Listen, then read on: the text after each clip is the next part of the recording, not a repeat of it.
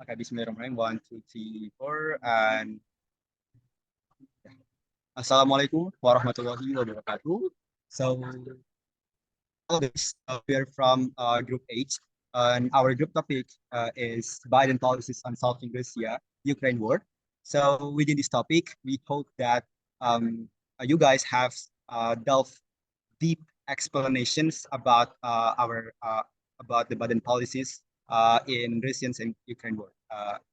Can you next slide, Mr. Deputy? Okay, so our group member is consists of Bintang Aurelia, Ajumadi Mumtajul Umam, Muhammad Novel Rashid Ali, and Ajhar Gusyanan Tapupa. So yeah, next would be explained by Novel because it's Ali. All Novel, right, take it.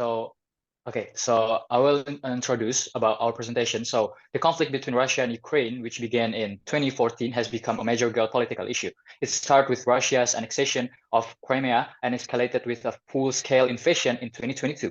This war has led to many deaths, displaced people, and economic damage. Basically, Ukraine gained independence from the Soviet Union, which is Russia now, on December 1st, 1991, with 84% voting for secessions. This showed Ukraine's desire for political autonomy and control over its resources, which are currently under Russian ownership. So the United States, with historically tense relation with Russia, has decided to support Ukraine. President Joe Biden has led this response by providing military and economic aid to Ukraine and engaging in diplomatic efforts with Russia. However, Biden's policies have faced criticism for focusing too much on Ukraine while neglecting issues like China and domestic problems in the US. Some accuse him of Russophobia, which is displaying hostility towards Russia and its people. And the research objective. This study, which is our presentation right now, aims to evaluate how effective Biden's strategies are in resolving the conflict between Russia and Ukraine. By analyzing his policies, we seek to demonstrate their impact on settling the conflict. So our contents materials is again and again is consists for 5 points. That is American Exceptionalism as theoretical framework, Biden's policy strategic analysis, impact of Biden's policies for both parties, challenges and criticisms, and conclusions and recommendations. So, all right. So here we use American exceptionalism as a conceptual framework to analyze President Joe Biden's policy challenge in the Russia-Ukraine war because it can provide valuable insight into how United States foreign policy responds to crisis and how exceptionalism influences decision-making. We will delve into the Biden's legitimation strategies, which Biden administration has used three legitimation strategies to justify policies and actions. These are moral evaluations, authorization, and rationalization. So in moral evaluation, especially in his speech, Biden portrays Putin and the Russian military as aggressors and tyrants, while emphasizing U.S. effort as noble and aimed at supporting a free and democratic Ukraine. This creates a stark contrast between the negative values associated with Russia and the positive values linked to the U.S. and its lives. And the authorization itself, Biden leveraged the authority of conformity by highlighting global consensus against Russia action, invoking personal authority through his presidential role, and impersonal authority by referencing international laws and norms. This underscores a unified and legitimate position to the world. And for the rationalizations, Biden provides logical and outcome-oriented reasons for U.S. actions such as sanctions and military aid to hold Russia accountable and support Ukraine he cites facts and figures to justify these actions as necessary and rational response to the conflict. Next slide, Mr. Becky. Okay. Second one is U.S. military and humanitarian assistance. The Biden administration has significantly increased military and humanitarian aid to Ukraine to bolster its defense against Russia's aggression. The support includes advanced weaponry such as sniper rifles, grenade launchers, night vision gear, radar systems, javelin anti-tank missiles, and patrol boats, enhancing Ukraine defensive capabilities.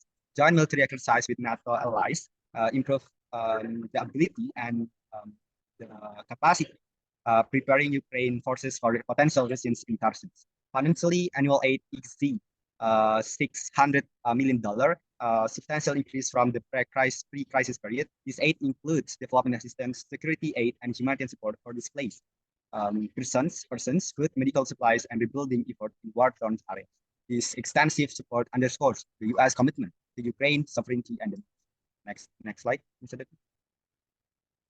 Okay, for the soft power and comparative diplomacy. Biden's foreign diplomacy incorporates a blend of soft power and comparative diplomacy. Soft power involves sapping preferences through appeal and attraction, like what I explained before. It's about delegitimations, which Biden seeks to restore by rejoining international agreements like the Paris Climate Accord and the World Health Organization. This approach emphasizes diplomacy, multilateralism, and international cooperation to rebuild America's global leadership. Ideological confrontation and global security.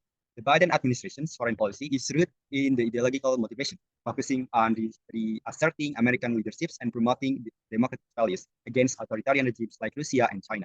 These ideological confrontations involve relying Western democracies to counteract illiberal practice, involving sanctions on Russia, supporting Russia opposition figures, and countering Russian influence in the post-Soviet region. Biden's stance is designed to weaken Russia's geopolitical position and challenge its national identity, viewing the confrontation as a defense of global democratic values despite the adversarial relationship. The U.S. engaged in selective dialogue with Russia and critical issues like arms control and cybersecurity to maintain strategic stability. This dual approach of competitions and limited cooperations aims to balance ideological goals with practical security. Okay, so next is impact of Biden policies. So towards the Russia, President Biden stands on Russia invasion of Ukraine in increasing diplomatic pressure. President Biden and his colleagues have commended Russia and sanctioned key people and institutions. After the Ukraine crisis and the world response, Russia and Western countries, especially the US and the Europe, have become increasingly unfriendly. So, the way the President Biden is reacting to Russia invasion of Ukraine is putting more diplomatic pressure on it. Together with his colleagues, President Biden has commended Russia and sanctioned important Russian official and organization. Russia has voiced criticism and at the U.S. crisis management and the Ukraine crisis and the international reaction have made Russia and Western nations, especially the US and Europe, more antagonistic. Russia might thus strengthen its stance towards the West. Nationalist language may grow if there is ongoing animosity against Ukraine and international pressure. Russia might strengthen its economy to make up for the geopolitical unrest and section. Next is towards Ukraine. Stronger military capabilities in Ukraine were made possibility by U.S. security assistance in response to Russia aggression. This help gives Ukraine a strategic advantage in terms of defense and reinforce its position in the conflict. Furthermore, bolstering Ukraine's democratic principle has been U.S. assistance. So, support and assistance from the United States to Ukraine have a significant impact on the security development of democratic principle, increase of geopolitical power, and internal change of the nation. Russia immediately responds to American support may be unfavorable, which would heighten animously and hedge like the likelihood of a military build up throughout the area. Long-term political and economic stability can be promoted, and a solid basis for the future can be led by supporting Ukraine in fortifying its democratic institution and government. So by enhancing its armed and security force, Ukraine can increase its sovereignty and lessen external threats, therefore fostering regional stability. And towards international relation, the tension between Russia and Ukraine have had a major impact on U.S. relation with Europe countries. This perfectly illustrates the U.S. unwavering commitment to help its European alliance in reaction to Russian dangerous presence. Maintaining the balance of power in Europe is in the U.S. interest as a deterrent to the potential that Russia or other countries will see aggression as a workable tactic. This shows that America is committed to ensuring European stability and security. reducing like the likelihood of engaging in a large confrontation with Russia that could lead to a nuclear holocaust is one of the U.S. primary concern. Future U.S. Russia relation could also be disrupted by this conflict, which would hamper cooperation on issues such as climate change, counterterrorism, and arms control. The war has increased geopolitical tension among major powers, especially between Russia and Western countries such as the US and its European alliance. Fear and uncertainty across the globe have followed this. The continuing conflict between Russia and Ukraine has a significant impact on global dynamic and the field of international relation in general, in addition to diplomatic relation between the US and Russia and Europe. That's all for me. Thank you. Okay, next is talking about the criticism and challenges. So based on what I read on the article by Joshua Srivsons with the title American Interest in the Ukraine War, said there are three criticisms for Biden's foreign policy regarding the Russia versus Ukraine war. First is critics suggest that the United States' response to Russia's invasions of Ukraine has been a lack of strategic planning, with the United States' vast support to Kyiv having the potential to lead the disastrous escalations of the conflict. And second is, without conducting a comprehensive study of the United States' strategic interests in the conflict between Russia and Ukraine, some commentators believe that the United States' commitment to the Ukraine is likely to increase the near future. And the last criticism is concerns have been expressed regarding the legitimacy of the United States foreign policy under the President Biden, particularly in respect to the situation in Ukraine, as calls to penalize Russia continue to mount from both members of the Democratic and Republican parties. And the challenges, based on what I read too from the Left M so-called SIG on 2023, said that he emphasized that President Biden encounters substantial obstacle in executing his foreign policy towards Russia, especially given the persistent conflict and tensions between the two countries. A significant obstacle lies in the entrenched antagonisms and divergent views between the United States and Russia, rendering negotiation and according exceedingly arduous to attain.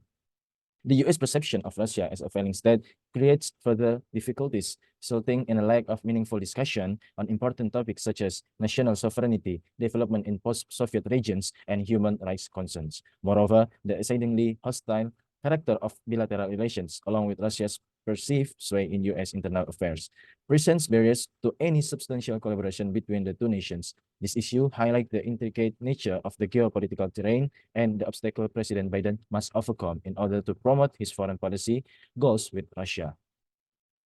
And the conclusion and recommendations on what you guys see on our explanations, we can conclude that by utilizing the paradigm that we employ, which is American exceptionalisms, we are able to analyze Biden's foreign policy in relations to the conflict between Russia and Ukraine.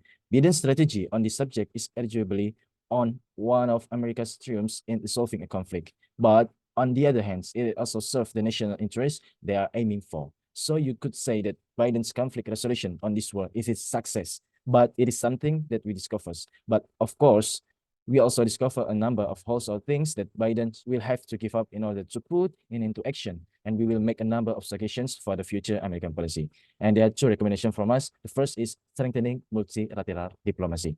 To resolve the Russia-Ukraine issue peacefully, the U.S. should increase international diplomacy. European nations and institutions like the UN, NATO, or OSCE, and help the U.S. convince Russia to stop its aggressions and promote peace.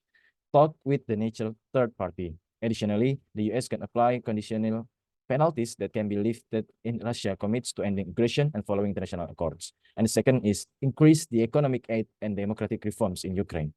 To promote long-term stability and growth in Ukraine, the U.S. should increase economic aid and democratic reforms in addition to military aid. Economic aid in infrastructure, health, and SMEs will help Ukraine become more self-sufficient and resilient to foreign pressures. Sharing money and openness are essential to cooperating with the Ukraine government to build democratic institutions and fight corruption. Supporting civil society organizations that defend human rights and press freedom will boost democracy and political stability in Ukraine.